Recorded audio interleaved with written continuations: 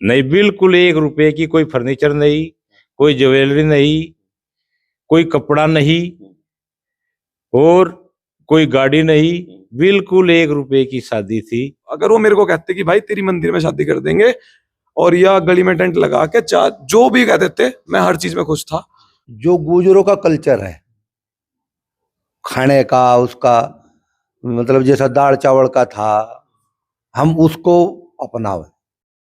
नमस्कार, स्वागत है आप सभी का हिंदुस्तान 24 पर और मैं आप सबके साथ विपिन चौधरी। गुर्जर समाज शुरू से ही कुरीतियों को समाप्त करने के लिए अग्रणी भूमिका में रहा है। आज हम जिस परिवार में बैठे हुए हैं, इस परिवार में इस नौजवान की शादी हुई है और जैसा कि मैंने आपको बताया है कि ये एक गुर्जर परिवार है। इस परिवार ने इस नौजवान की शादी में दान दहेज लेने से बिल्कुल इनकार कर दिया। 1 रुपए की इस नौजवान की शादी हुई है। अगर ये परिवार चाहता तो करोड़ों रुपए की इस नौजवान की शादी हो सकती थी। अब दान दहेज ना लेने के पीछे वजह क्या रही, क्या इनकी सोच रही, परिवार के मुखिया इस समय हमारे साथ में मौजूद हैं। सर, सबसे पहले तो मैं आपका नाम, आपका गांव जानना चाहूंगा। मेरा नाम चौधरी रविंद्र सिंह खटाना है। हमारा गांव है डुब्बर किशनपुर, जो गंगो के पास पड़ता है। आपने अपने बेटे की शादी में 1 रुपया लिया है, तो इसके पीछे वजह क्या है? क्यों आपने दान दहेज नहीं लिया? क्या आपकी सोच रही? इसके पीछे मेरी सोच यही थी, एक आदमी अपनी लड़की को पालता है, बड़ी करता है और सम्मान के साथ उसे यहाँ भेजता है और फिर ऊपर से दहेज के लिए उसने वो हर चीज की परेशानी सहन करता है। तो मेरी सोच थी भी शायद इस टाइप की जागरूकता है लोगों में। दूसरे इसके पीछे मेरे परिवार की पूरी सपोर्ट थी, मेरे लड़के की, मेरे भाइयों की, मेरे समाज की, मेरे गांव तक की, इवन मेरे रिश्तेदारों तक की। वे अगर इस टाइप की चीजें हुए तो शायद हमारे लिए बहुत अच्छी चीज रहेगी। इसका कारण ये सबको प्रोत्साहित करना मेरे लिए वही मेरी सोच रही थी। मतलब दान दहेज आपने नहीं लिया, तो जो इस नौजवान के पहले जो रिश्ते आपके पास आते होंगे, तो बड़ी बड़ी बात वो लोग करते होंगे, बड़े बड़े ऑफर होंगे। हाँ, कहते थे लोग, भाई कितनी बड़ी गाड़ी लेनी है आपने, क्या डिमांड है आपकी, क्या सिस्टम है। तो मैंने तो ये कहा, मुझे तो अच्छी लड़की चाहिए, अच्छी एटीट्यूड जो मेरे परिवार को चलाए, मेरे सिस्टम को चलाए और दान दहेज के बिल्कुल। ये लड़का भी ये कहता, पापा मुझे 1 रुपए की शादी करनी है। लोग तो कहते हैं मुझे चांदी का रुपया चाहिए, ये कहता है मेरे को तो 1 रुपया चाहे गिलट खा जाए, मैं 1 रुपए की शादी करूंगा। मुझे कोई अपना ज्वेलरी, कोई फर्नीचर, कोई गाड़ी बिल्कुल भी नहीं चाहिए। एक तो ये कहता भी नहीं जो देखोगे आपकी मर्जी दे, तो नहीं, बिल्कुल नहीं चाहिए। मैं अगर जो कुछ करूंगा मैं अपने ही सिस्टम से, अपने परिवार के सिस्टम से या अपनी मेहनत के सिस्टम से ही करूंगा। तो जब इसे मेरे को इस तरह प्रोत्साहित करना, तो मेरे को तो अपने आप ही हौसला बढ़ गया मेरा। तो शायद ये चीज मेरे लिए और अच्छी रही, तो पूरा परिवार मेरे को सपोर्ट कर रहा है इस चीज में। तो ये मेरे लिए सबसे बड़ी बात थी। मतलब करोड़ों रुपए की इस नौजवान की शादी हो सकती थी। हाँ, बिल्कुल हो सकती थी।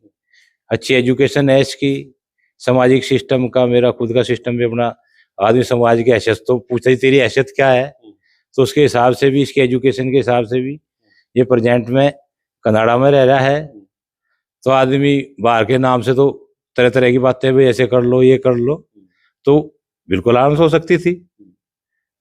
लेकिन मैंने उसको सोचा भी ये तो शायद मेरे लिए एक गाड़ी आ जाएगी, उसका महत्व, वो तो मेरे लिए कोई महत्व नहीं था। अगर इस टाइप की चीजें सबको करें लोग, इस टाइप की चीजें मेरे लिए बहुत बड़ी चीज है। और जो मैंने उस टाइम वहां किया, वो समाज के बीच में लोगों को मैंने थोड़ा सा जो सम्मान मिला, वो शायद उस करोड़ रुपए से ज्यादा कहीं अच्छा था मेरे लिए। तो और जागरूकता का मुझे शायद अपने को गुड फील महसूस हुआ हो। मतलब आपने जो अपने बेटे की 1 रुपए की शादी की, तो आपको सम्मान भी वहां पर दिया गया। हाँ, सम्मान समाज के बीच में बाकायदा।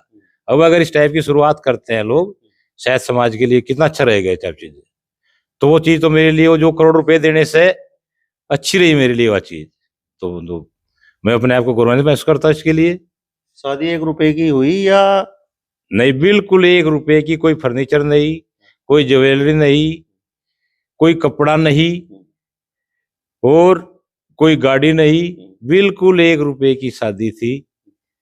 हमारे तरफ से, पूरे परिवार की तरफ से, मेरे बच्चों की तरफ, मेरे भाइयों की तरफ से, हर चीज से बिल्कुल, इवन लास्ट तक एक मलाई तक के लिए भी हमारी तरफ से ये हिसाब है, हम इसके या अभी ना ले, अगले से अगर लेते हैं तो चाहे 50 रुपए की, 10 रुपए की, वो छोटी बड़ी मलाई, वो भी बिल्कुल हमारी तरफ से मना की गई है, मेरे परिवार की तरफ से मना करी गई है।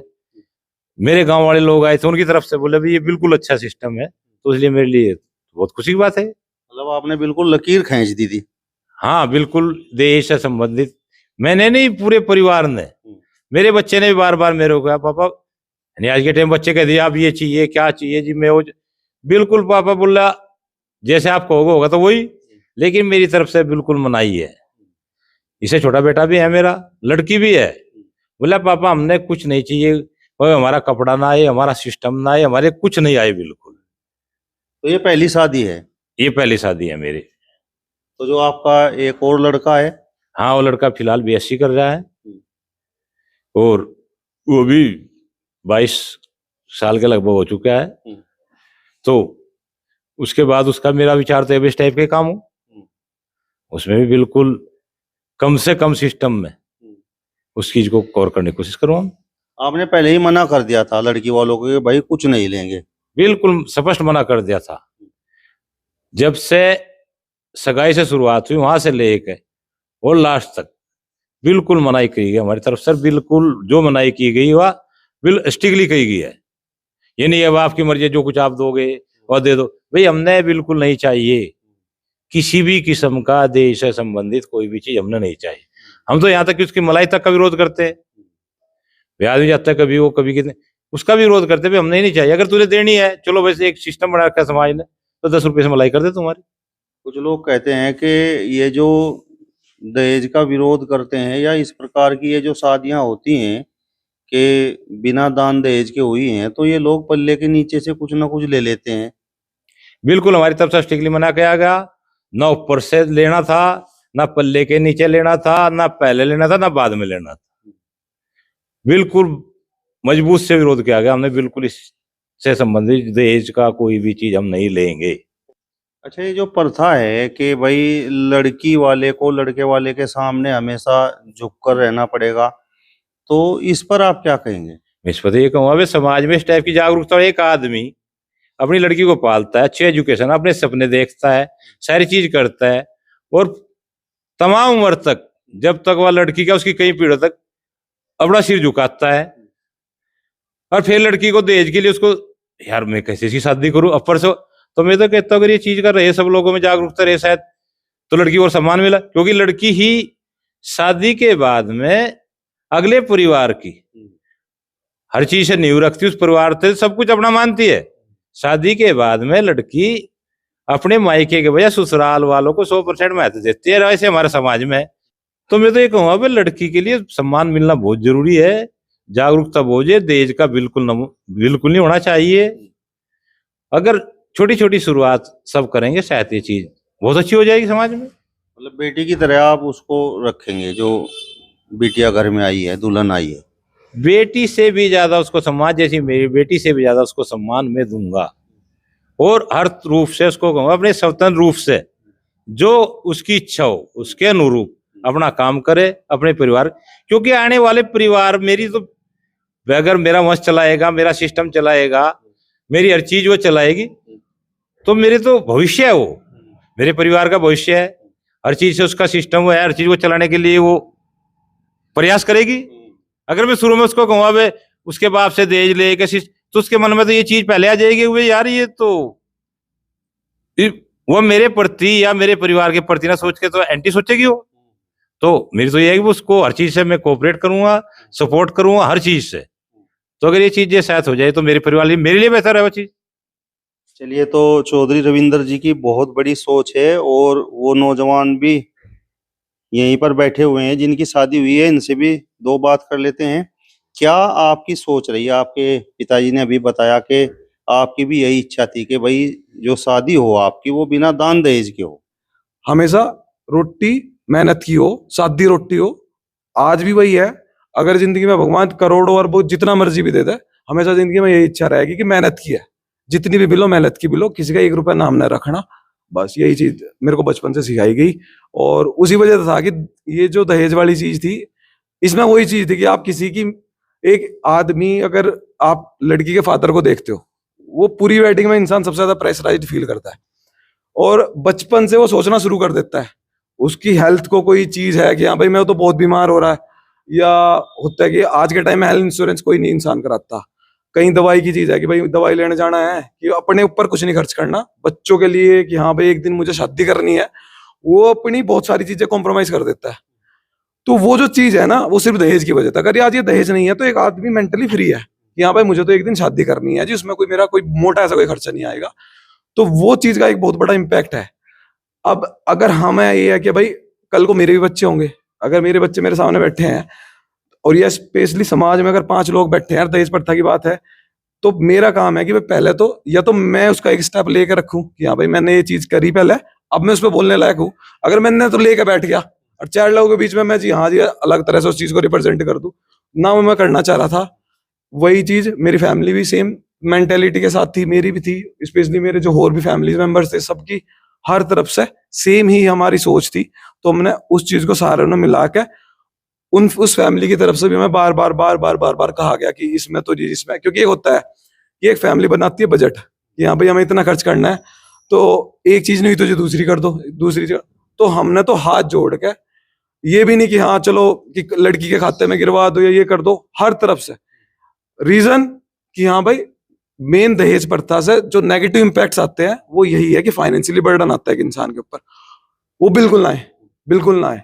टेंट हो गया कुछ भी होगा, बिल्कुल नॉर्मल शादी कर दो। अगर वो मेरे को कहते कि भाई तेरी मंदिर में शादी कर देंगे और या गली में टेंट लगा के जो भी कहते थे, मैं हर चीज में खुश था। और आज भी मेरी फैमिली प्राउड फील कर रही है अगर इस चीज को लेके मैं भी कर रहा हूँ। और मेन है कि सुकून की नींद है रात को, बस वो एक चीज थी और उस वजह से ही बस ये चीज। इसके साथ आपकी शादी हुई है तो आप उसे हर तरीके की सुख सुविधा देने में स्वयं सक्षम है जी। और उन्हें भी मैं यही चीज हमेशा कहता हूँ और मोटिवेट करता हूँ कि जो आपकी इच्छा है वो आप करो, मेहनत करना हमारा काम है और उसका रिजल्ट देना ऊपर वाले का काम है। रही बात सुख सुविधा की, तो इतना सक्षम हूँ जी कि हाँ आज भी जो भी वो कहें उस हिसाब से मैं उस चीजों को मैनेज कर सकता हूँ। मैं नंबर में उस चीज में नहीं बोलता, पर हाँ कि अगर एक बेसिक नेसेसिटी एक इंसान की होती है कि वो अच्छा पहने, अच्छा खाए, अच्छी जगह रहे, और जो उसके आसपास के उसके स्टैंडर्ड के लोग हैं उनमें वो सुकून से उसके पास हर सुख सुविधा हो, तो उसकी तो खैर वो तो मेरी रिस्पॉन्सिबिलिटी है और मैं इस चीज को हमेशा करूंगा उस चीज। धन्यवाद। आप तो इस शादी में बिचौलिए हैं, तो मतलब जो लड़की पक्ष है तो उन्होंने तो आपके ऊपर दबाव बनाया होगा कि नहीं, लड़के वाले तो मना कर रहे हैं कि भाई दहेज मत लो, दहेज मत लो, और कुछ तो दहेज आप दिलवाइए। नहीं, लड़की वालों की तो इच्छा ही वही थी भाई, जैसी शादी नॉर्मल कर रहे हैं ऐसी शादी करें।